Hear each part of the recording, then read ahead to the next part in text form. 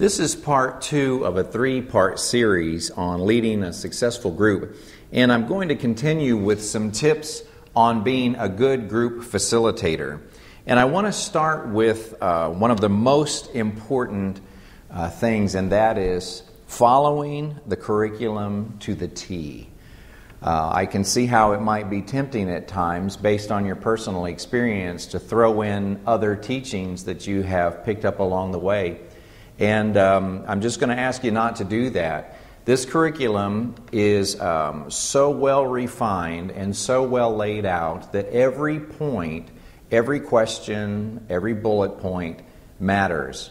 Not only does each point matter, it matters in the order and sequence in which it appears in the group leader's manual, which we're going to cover in part 3 of this series, this training series. But again, suffice it to say, just follow the program exactly like it's laid out. Start at the beginning of the teaching and just work your way through point by point, and you'll see that it has a great flow, and each lesson builds on the last one. So it's progressive and very important to do just the way that it's laid out. So follow the curriculum to the T. The second is, decide which one of you, husband and wife, will do the homework and which one will do the teaching. We have found in most cases, in a married couple that's going to lead a group, one of the spouses is better at doing the homework, going around and asking the questions and interacting with the couples as they give their answers, and the other is better at the teaching. So decide which one of you is best for which role, and try and stick to those for the most part throughout the whole series. I think you'll find a pattern that flows week in and week out that people will be comfortable with. So decide which one of you is best for which one of those roles. The next point is attending, which is using your body, space, and time to communicate interest.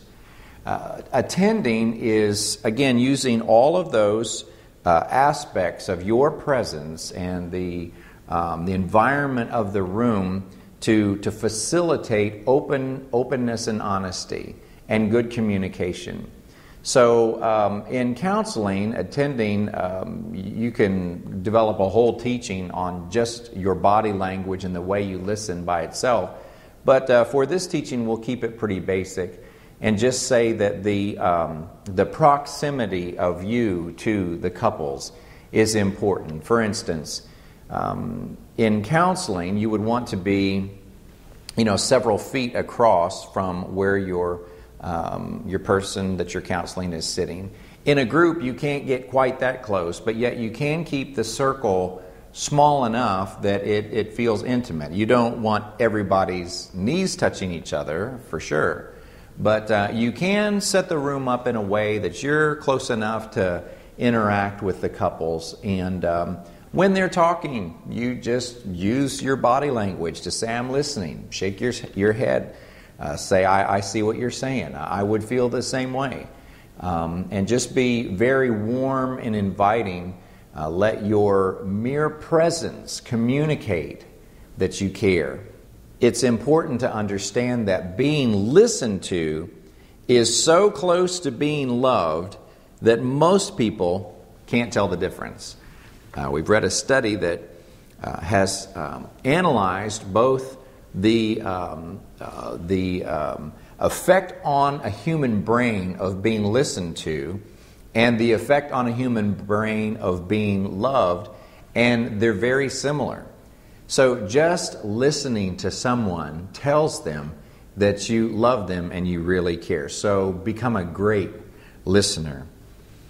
The next point I want to touch on is giving advice versus reasoning coaching. What I mean by this is there is a great temptation as a group leader and as a counselor for that matter to give people advice.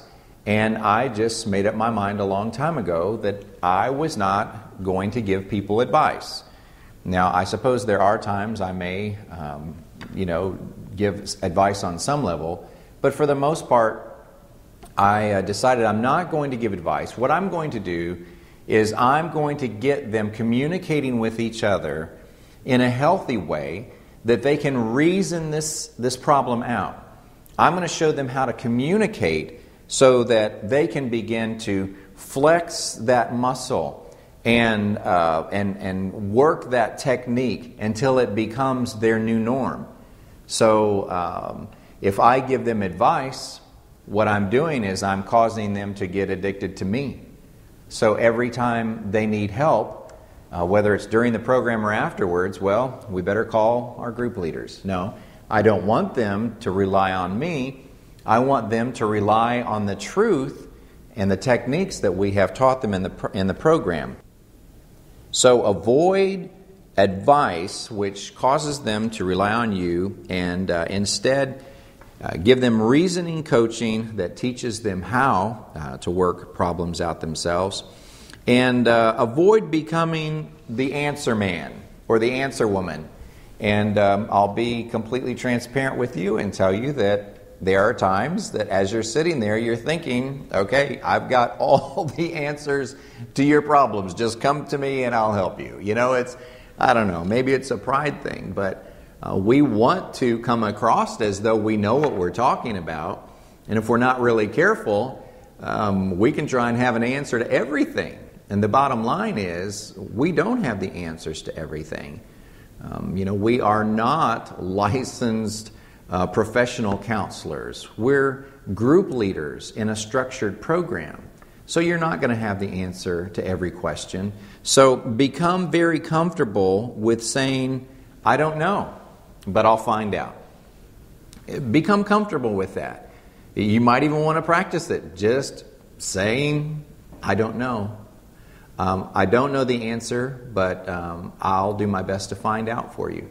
And then maybe go and ask your group leader the same question and see if they can help you with it. But there are going to be times when it's an area that you really have no business even being involved in because you're not a licensed and trained and educated professional counselor. So what you need to do in those cases is refer to a professional counselor when needed. And this may have already been done for you by your pastor or your group leader or someone that's over this program in your area, but know who to refer to. If there's a Christian counseling agency in your area, just know who they are. So if you have a situation such as psychological problems, chemical addictions, bipolar, or anything like that, that you're not trained to counsel, refer those people out to someone who can help them, that is licensed and trained and able to help them in that area. So don't hesitate referring people to the appropriate agency for help. I do want to touch on something that's never come up for me in nearly 20 years, but I do think it's important to know, and that is if someone in your group ever has suicidal thoughts or tendencies. And the three things to know about this is, number one, if they are just saying, there are times in my life when I just don't feel like living, but it doesn't seem like an imminent threat on their own life that they're going to actually commit suicide, then you want to get them into counseling, and that could be something that pastoral counseling could handle. The second thing is if it seems like they're developing a plan, then you need to get them into a medical treatment center as fast as possible. You need to encourage them to go to the hospital if it sounds like they're planning something like that. And third, I can't imagine this happening, but it's important for you to know, if it looks like somebody is going to commit suicide the minute they walk out your door, that's an extreme case. Again, it's never happened to me. But if it happened to you and you felt certain that they could hurt themselves the minute that they walk out your door, you have no choice but to pick up the phone and dial 911 and alert authorities that there's an impending suicide case that you're involved with. All right, what to do when emotions erupt, when things get out of hand. Now, this I have had happen many times. If somebody, a couple, the husband and wife, begin to argue over one of their answers or something like that, and especially if one of them has an anger management problem, things can get pretty heated. And it is entirely possible. I said I have dealt with this many times, but that's many times over 20 years. It's not like it happens in every group. But it has happened. And when it does, what I usually do is I give it a few seconds to just chart its own course and hope that they're going to resolve it quickly. I would never let an argument go over 10, 15 seconds, which doesn't sound like a long time, but when you're sitting in a room with everybody else listening, that's a very long time.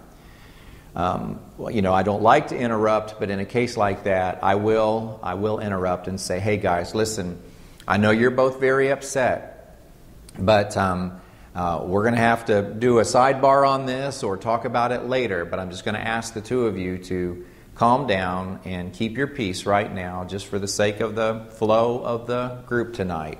And I promise you we will address that issue one way or another, but now is not the time to get into an argument about it. So I may step up and say something like that.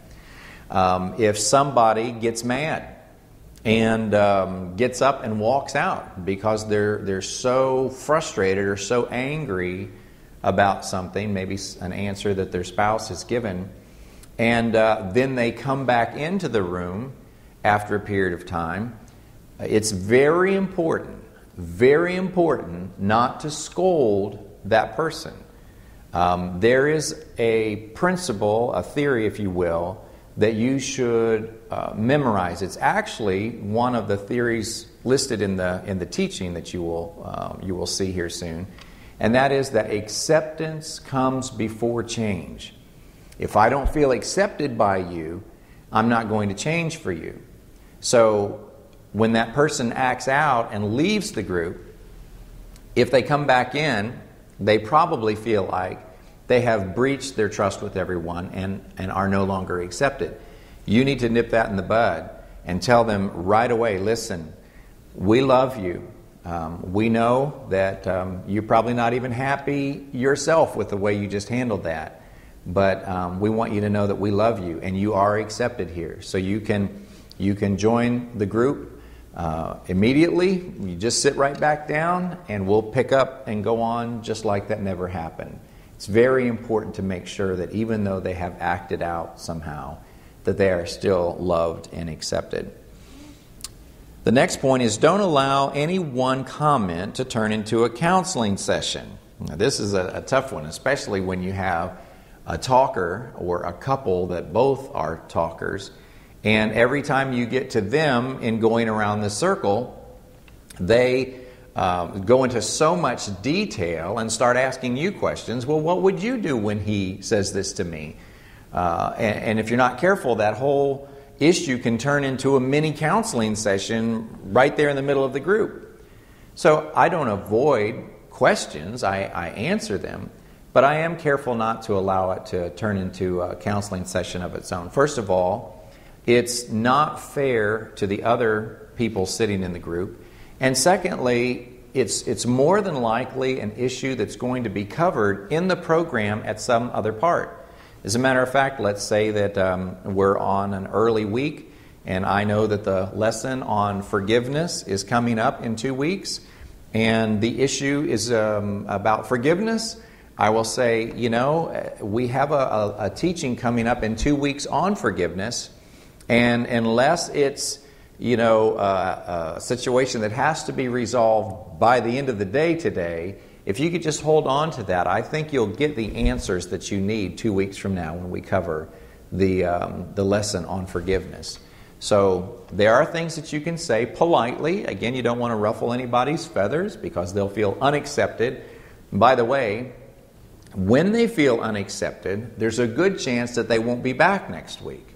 And of course, you don't want that. So there's a healthy balance between letting them just have their way and argue and fuss and fight or talk as much as they want to, and being so kind to them that they get away with that, versus saying something sharp to them and having them feel unaccepted and not come back next week. So there's a happy balance in the middle there where you can be polite and straight with them.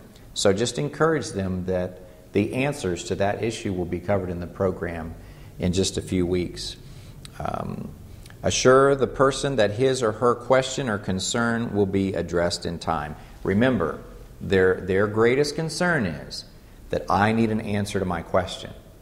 So if your reply makes it sound like not now and not ever, your question's not ever going to be answered, that's a problem. But if you tell them now's not the best time to talk about this because we want to keep in the flow of the homework, but we will get to that question in a few weeks, that's comforting to know, okay, at least my answer is on the way.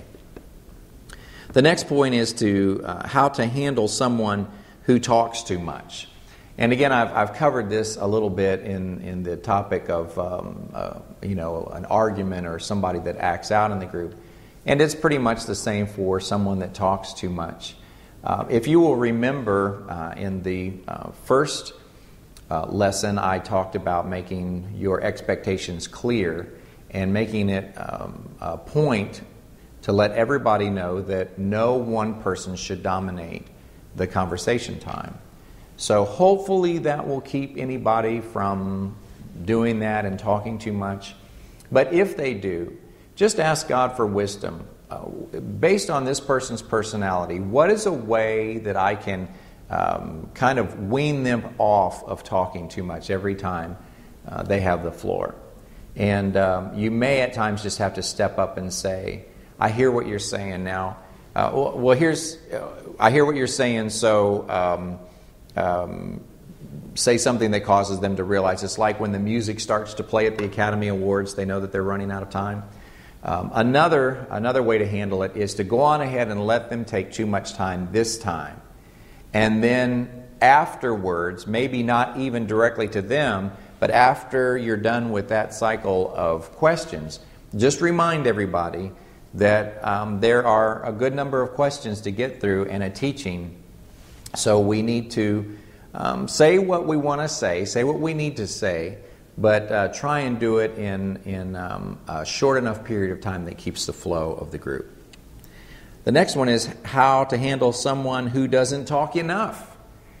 This is fairly common too. Someone may have been drugged there by their spouse, and they're just really not into it. You'll see it in the question and answer time about homework. You can sometimes even get a glimpse of somebody's book and see that, for each question their spouse has written paragraph, a paragraph or paragraphs of response. And theirs is like 2 words. It's okay. I don't know. You do have to draw it out of them a little bit.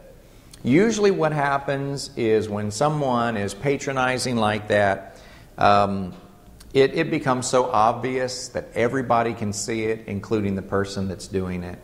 And over the course of maybe a week or two, they'll start coming out of that themselves. But I would never make anybody feel uncomfortable, trying to dig an answer out of them.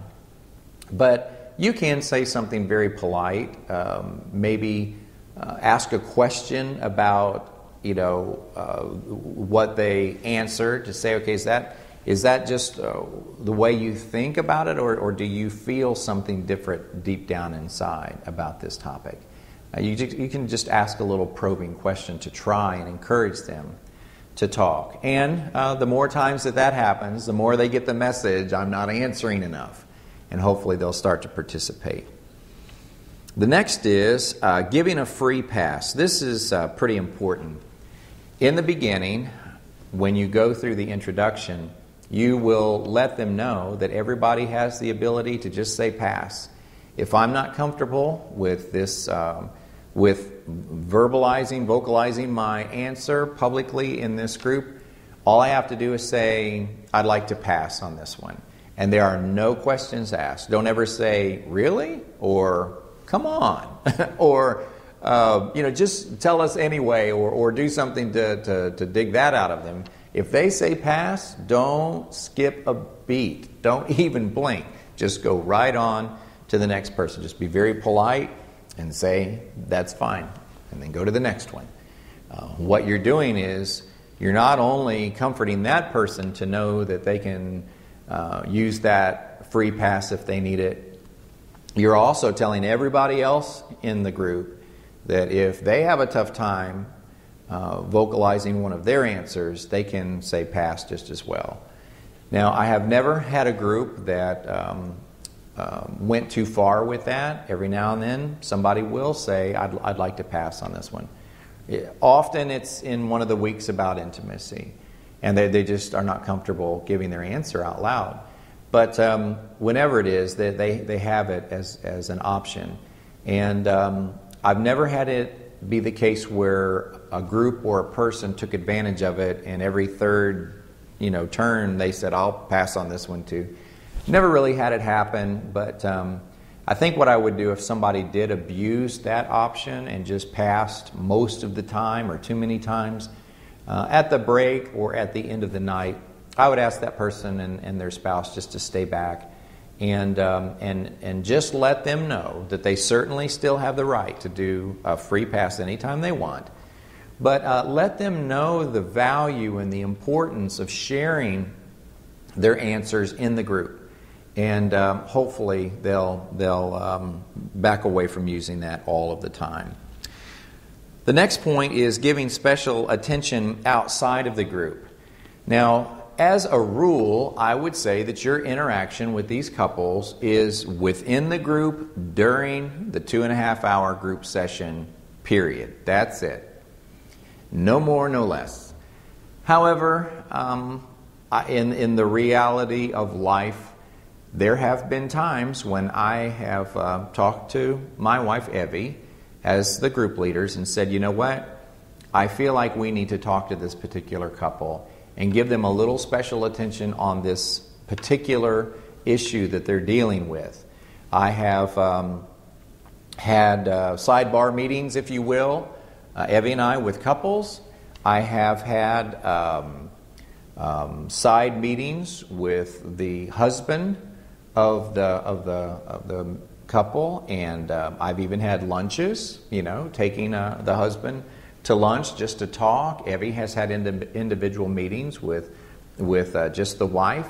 So it's certainly not breaking any rule to do that. I would be really careful because you're already volunteering a lot of time, and if you start stacking on top of that weekly group time of 2.5 hours and whatever preparation time you have, meetings with other individuals or other couples, you could get to the point where you begin to resent the program yourself because it's taking so much of your time.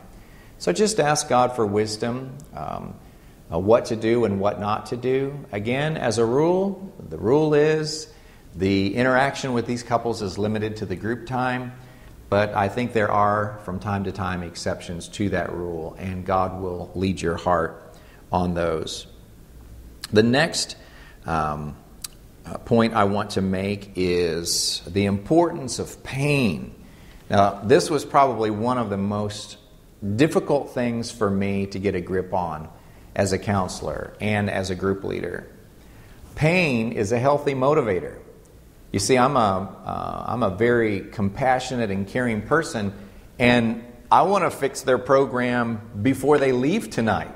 If they're having a problem and they can't seem to resolve it, my nature is to stay there with them until 2 o'clock in the morning in a special meeting after the meeting to try and help them through this problem, because I want to relieve people's pain. I don't want them to stay stuck in their pain. I want to help them.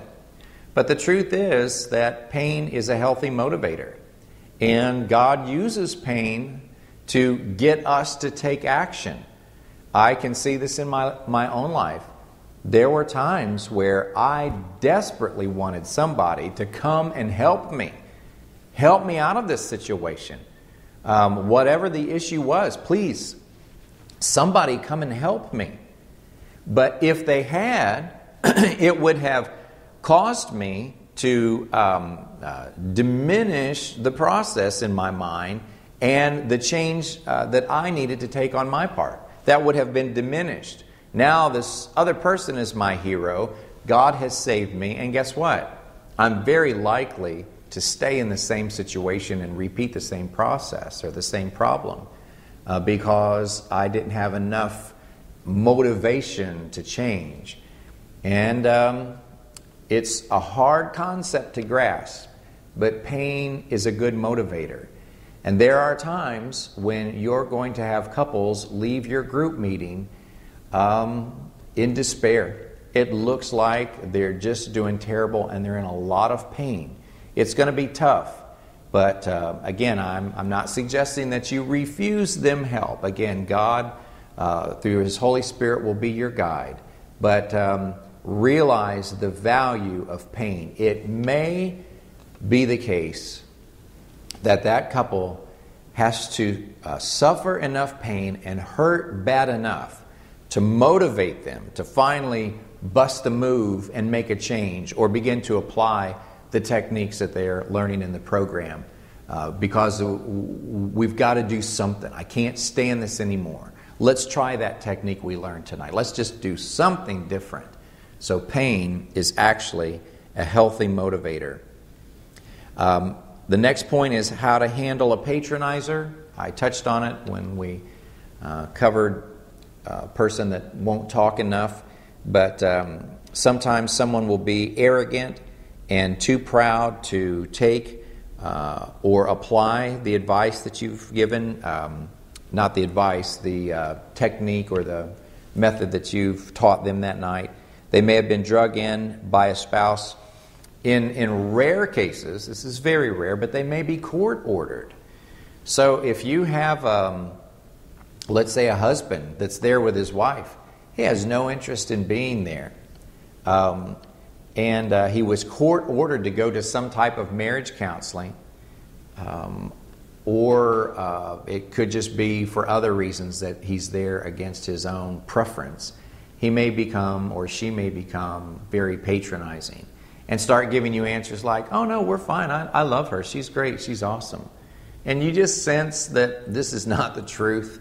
If that's the truth, why are you all having so much trouble?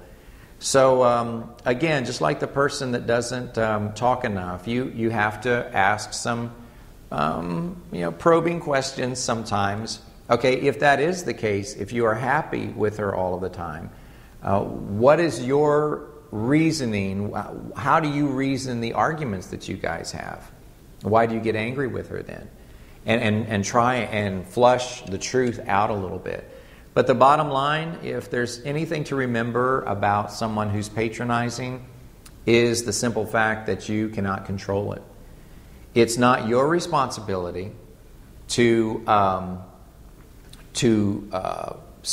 it's not your responsibility for the person to change. That's their responsibility. It's your responsibility to just continue to stick with the program and facilitate it well and hope that they will take the information and use it. The next point is avoiding surface level arguments. From time to time, like the couple that breaks out into, it doesn't even have to be a full-on argument. It can just be a disagreement. The wife will give her answer and the husband will say, that's not true. That's not what I do. Or, you make me sound like an animal. Or you make me sound horrible. And he'll go to defending himself. And then she will say, yes, you do. And they get into an argument of details. Because, 2 nights ago when my mother was over at the house, you said this or you did that. And all of a sudden those details begin to surface. And that is what I call a surface level argument. And the problem is that the details become bigger than the real issue. It happens just that fast. It can spin out of control to now they're arguing whether he said the words that she's saying he said in front of her mother on that night. And that's not the issue. The issue is something deeper that you want to get to, that the program will actually get to in time. So avoid all of these surface level issues and arguments. If you jump in and say, well now John, you probably shouldn't have said that, to her in front of her mom or whatever, that's a big problem. You're going to be very sorry that you did that. So the surface level stuff is not the deal. The deal is something deeper. So don't even get caught up. Don't get sucked into the chaos of the surface level arguments. Get to the root of the problem. And again, whether you do it intentionally or unintentionally, this program is so comprehensive, it will more than likely get to the root of that issue in time. Another point in this category of being a good group facilitator is a principle that I learned several years ago, and that is to look for the lie. Look for the lie. If there's a problem, it means that one or both of the spouses has bought into a lie somewhere. And if you can become like Sherlock Holmes with your magnifying glass and look for the lie and find the lie and replace it with the truth, which is what this program is all about, you will see all of the surface level stuff begin to change. So if you're looking for the source, the root of a problem, begin to look for the lie that they have bought into. The last point I'd like to make is concerning the group leader's responsibility. It's fairly common. Someone may say something, or just the look on their face communicates to you that you haven't done a good job. You may even have someone go all the way through the program and later tell someone, it didn't do me any good. Those group leaders weren't that good. Just be careful. Because you're a caring person, which is evident, you wouldn't be doing this program if you weren't a caring person, but just because you're so caring, that makes you a lot more vulnerable to get hurt. And unfortunately, people have a tendency to disregard their own responsibility to change and project the reason for them still being in trouble onto the counselor, onto the group leaders, or the program itself. Because it's a lot easier to say, the program was okay, but it wasn't that great. It didn't really do us any good. Or the group leaders, they didn't do us any good. It's a lot easier for them to say that than to take the information that is undeniable truth, apply it to their marriage, and see change. So just have the emotional maturity to be strong and know that you have done everything you need to do. Your responsibility is not that the couples get better. We hope and pray that they do. Your responsibility is to show up on time and facilitate a good group meeting and be a dispenser of truth every time you meet. And pray and ask the Holy Spirit to add the increase. And trust God to see couples change. Be sure to view the third part of this lesson set. I'm going to take you through the Group Leader's Manual and give you a good understanding of the different lessons and why they're in the order that